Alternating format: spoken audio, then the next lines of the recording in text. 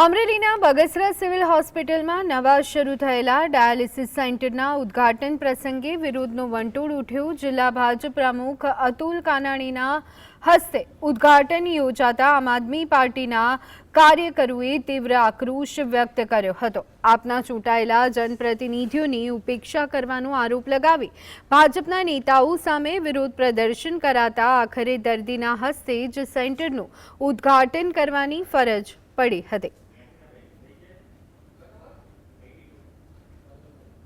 सरकारी हॉस्पिटल खाते dialysis centre उद्घाटन हो त्यारे खरेखर ए नियमने पात्र के जो सरकारी कोईपण वस्तुનું उद्घाटन થઈ રહ્યું હોય ત્યારે ખરેખર એની રિબિન સરકારી વ્યક્તિ દ્વારા સરકારી અધિકારી દ્વારા અથવા તો કોઈ દર્દી દ્વારા તો પણ એ અમને સારું રહેશે। એને બદલે કોઈ આ તો જાણે કેમ કે ભાજપની કાર્યાલયથી સરકારી હોસ્પિટલ બની હોય તેમ તેના અતુલભાઈ કાનાણી ધારીથી તેમના પ્રદેશ કાર્યાલયથી હુકમ આવે ને આવી જાય તો આ અમે માન્ય ન રાખવી તે માટે અમે વિરોધ પ્રદર્શન દર્શાવેલ છે। રમેશભાઈ સતાઈસિયા, હું વાળા વનરાજ તેમજ મારા તમામ સભ્યો આજે હાજર રહે અને આનો સખત વિરોધ